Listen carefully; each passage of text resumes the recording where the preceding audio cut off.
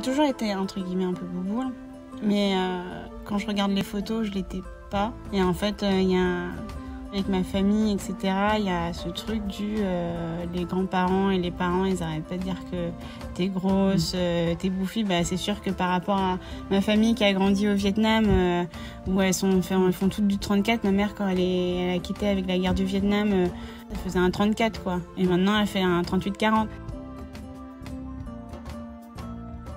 Peut-on être belle ou beau quand on est asiatique ? Quel impact a notre physique, notre corps, sur notre identité ? L'apparence physique peut sembler être un sujet superficiel, mais c'est la première chose que l'on voit et que l'on montre de soi. Un premier indice sur son identité. Quand on grandit dans un pays dans lequel la majorité de la population et les modèles ne nous ressemblent pas, qu'on soit enfant d'immigrés, adopté, métissé, comment construit-on son rapport à son corps, à son identité et à celle des autres ? Pour répondre à cette question, à l'occasion du projet artistique Asidentité, j'ai interrogé des modèles d'un jour, juste après leur shooting photo. Nous avons parlé de rapport au corps, à la beauté, du regard des autres et des clichés, mais aussi de confiance en soi, de féminisme et de sororité. Le témoignage que vous vous apprêtez à écouter est l'une de ces confidences sonores. Belle écoute.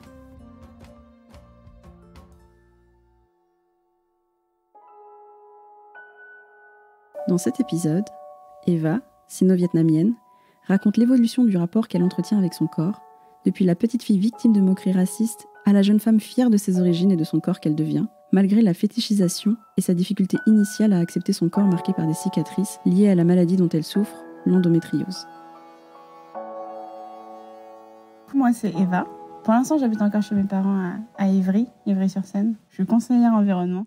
Quand j'étais plus petite, avec tout ce qui est un peu racisme, etc., malheureusement, j'ai appris, entre guillemets, à avoir un peu honte d'être chinoise et viette. Donc, je suis chinoise et viette. Et à un moment, j'avais un peu renié ma partie chinoise. J'ai déjà eu des remarques du genre ouais, ta mère, elle t'a fait tomber par terre parce que t'as la face plate. Vraiment, c'est des trucs comme ça où quand t'es petite et que t'as pas trop de confiance en toi. En plus, nos parents, ils disent, ouais, crée pas de remous. Et en fait, on a souvent été comme ça, on va dis rien, accepte, sauf qu'en disant rien, bah voilà. Et du coup, bah maintenant, j'ouvre ma gueule. J'ai toujours été, entre guillemets, un peu bouboule. Mais quand je regarde les photos, je l'étais pas. Et en fait, avec ma famille, etc., il y a ce truc les grands-parents et les parents, ils arrêtent pas de dire que t'es grosse, t'es bouffie. Bah, c'est sûr que par rapport à ma famille qui a grandi au Vietnam, où elles font toutes du 34, ma mère, quand elle a quitté avec la guerre du Vietnam, elle faisait un 34, quoi. Et maintenant, elle fait un 38-40. En fait, ils ont, je pense, gardé ce visuel du Vietnam, des femmes toute fine et tout, et que bah depuis toute petite on m'a toujours dit t'es grosse, et je comprenais pas, quoi, parce que mes amis ailleurs j'étais le même format, entre guillemets. Mon rapport à mon corps au départ, genre, c'était assez dur, surtout quand on est ado, au lycée, etc. On se regarde beaucoup, et donc j'étais tout le temps la meuf cool, rigolote, comme ça. J'étais pas dans la caste des populaires toutes belles et tout. Maintenant, en fait, je fluctue beaucoup en termes de poids. Quand je me regarde dans le miroir, je suis toujours différente. Enfin, parfois, je me sens bien, j'ai le ventre plat, je suis fine et tout. Enfin, fine. Donc, je passe dans une phase en mode, je m'en fous de mon poids, enfin, ça sert à rien, quoi. Et après, je me regarde dans l'événement, genre, par exemple, là, pour la tenue traditionnelle, j'étais en train de me prendre la tête en mode, est-ce que j'enlève les coutures ou pas? Ça va être trop serré, je vais tout boudiner. Et parfois, sur les photos, je me reconnais pas parce que, en quelques semaines, genre, j'ai un goitre, quoi. J'aime bien le dire comme ça parce que c'est drôle, genre, le goitre. Mais genre, ouais, on voit un peu, mais beaucoup plus en jouant. En fait, comme j'ai fait du patinage et de la natation, genre, j'ai les jambes et les bras assez musclés, mais mon ventre et mon bas du visage, c'est là où ça prend. Et donc, c'est jamais très ferme. Et du coup, il y a cette dissociation entre les jambes musclées et le ventre tout mou qui, encore, quand je me regarde dans le miroir, à chaque fois, je suis étonnée, quoi. Et tout le monde me dit, mais t'es belle. J'étais en mode, ouais, d'accord, merci. Mais genre, les gens, ils me disent, je vois pas la diff quand tu viens de prendre 7 kilos, quoi. Moi, je le vois, mais c'est normal parce qu'on est plus, on va dire, sévère, entre guillemets, avec nous. J'ai une peau d'asiatique, donc en gros, quand j'ai une blessure, je cicatrise super mal. Et en fait, quand j'ai eu l'endométriose et on m'a découvert assez tard, Et on m'a découvert au stade 4, donc j'avais plusieurs kystes au niveau des ovaires. Et en fait, je pleurais même pas pour la douleur, je pleurais pour les futures cicatrices. Et donc au début, j'étais en mode punaise, je suis défigurée. Mon copain de l'époque, j'étais là en mode est-ce que tu vas m'aimer si je suis comme ça et tout. Alors, dès la sortie de l'opération, donc j'ai fait une celluloscopie, dès la sortie, je pleurais parce que les cicatrices, elles c'était pas trop visible, mais je voyais que c'était déjà rouge, donc ça allait être bien marron et boursouflé, etc. Le chirurgien m'avait dit achète des patchs comme ça non remboursés par la Sécu et ça va genre dissiper. Dès le départ, en fait, j'étais sur ça. Je mettais de la crème tous les jours pour enlever les cicatrices et tout. Et en fait, j'ai renoué contact avec une fille que je connaissais du collège qui était née le même jour que moi. Et elle aussi s'était fait découvrir l'endométriose. Et je lui disais, ouais, moi j'ai des cicatrices, quoi. Enfin, si tu veux pas te faire de chirurgie, le fais pas, quoi. Et elle me disait, non, mais t'es ouf. Les cicatrices, c'est trop cool. Enfin, mon copain, il dit que genre c'est mes blessures de guerrière et tout. Et à partir de ce moment-là, en fait, j'ai eu un switch de pensée où j'étais en mode, en fait, c'est genre les traces de vie. Justement, faut en être fier et c'est ça qui fait notre originalité.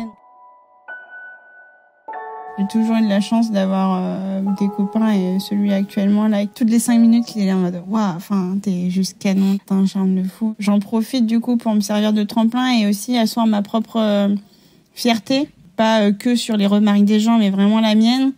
Donc c'est un travail de tous les jours aussi. Avec le confinement, j'ai arrêté le soutif, le maquillage et tout. Enfin, je me suis jamais trop maquillée, c'est juste les yeux, quoi. Et la bouche quand c'est en sortie. Du coup, ouais, je suis dans cette démarche de plus d'acceptation de soi et tout. Donc c'est cool. Mais ce sera toujours un cheminement, ouais. Il y a aussi eu ce côté t'es asiatique, donc ça laisse un côté fantasme. Donc en termes d'agression dans le métro, 12-14 ans, enfin je m'en rappelle comme si c'était hier, ça véhicule un truc comme ça. Et pendant très longtemps, je m'étais dit de pas sortir avec un mec qui était déjà sorti avec une ou plusieurs asiates parce que ça me faisait un peu genre chelou. Et la personne là avec qui je suis m'a dit oui, je suis sortie avec qu'une seule asiate avant, donc déjà c'était un peu chaud pour moi. Et en fait, en sortant avec lui, je me suis rendu compte que ça faisait 10 ans qu'il sortait avec elle. Donc en gros, c'était sa seule copine et j'étais en mode la douille. Donc ouais, c'est ce délire-là de tu sais pas si la personne elle t'aime pour parce que t'es asiate ou pour ta personnalité ou pour les deux ou qu'est-ce ou juste parce que t'es asiate, quoi. Ouais, on m'a déjà dit ouais, si tu cherches quelqu'un, lui il sort qu'avec des asiates et je suis en mode non, en fait, genre je vais pas, enfin c'était glauque, quoi. T'es personne, quoi. T'es juste un objet. T'es une asiate parmi tant d'autres et tout. Et ce que j'aimais bien aussi quand je sortais avec quelqu'un qui était jamais sorti avec, c'était genre faire connaître la culture, genre de montrer des choses que ton monde à toi à une personne, quoi. Et voilà. Avec Sororazie et ce mouvement-là, je vois plus une vague de femmes fortes, soudées, asiatiques, qui peut être dans les médias. Avoir cette représentation-là comme, ouais, un peu comme un refuge, du genre, on sait que ça existe. Je suis pas là toute seule dans la jungle à débroussailler et à pas trouver ma place parce qu'en fait, on est ni complètement asiatique d'Asie, ni complètement française, même si on est né ici, avec notre culture, on est la 2e génération, parfois la 3e, de personnes avec nos parents qui sont immigrés, donc eux, ils étaient pas installés quand ils étaient arrivés là, mais genre, je sais que moi, ma fille, je lui dirais d'être fière de sa culture, de le faire découvrir à d'autres personnes pour dédramatiser, pour que les gens, ils disent pas qu'on bouffe du chien. C'est comme quand j'étais à la kermesse, ma mère, elle avait fait un gâteau de manioc pour les ventes de gâteaux. Et personne n'en prenait. Et moi, j'étais en mode, vas-y, c'est trop bon, genre, goûtez, quoi. C'est ça qui fait notre force aussi. On veut trouver notre place et on veut affirmer qui on est et pour aussi sensibiliser les futures petites et petits qui se trouvent pas totalement français ni asiatiques et qui sont dans l'entre-deux et qui ont envie de trouver leur place. J'ai l'impression d'avoir trouvé ma place, l'identité, quoi. Et je pensais pas en avoir besoin. Enfin, je pensais l'avoir déjà trouvé, mais là, c'est un bien-être et savoir que on peut retrouver ces personnes-là plus tard parce qu'on a leur Instagram, etc. Et avoir un média à suivre tous les jours. Enfin, franchement, c'est super cool.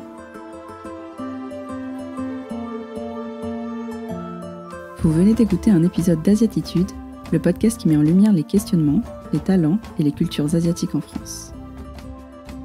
Cet épisode hors série a été produit, réalisé et animé par Mélanie Hong et monté par Alice Krief, ingénieure du son.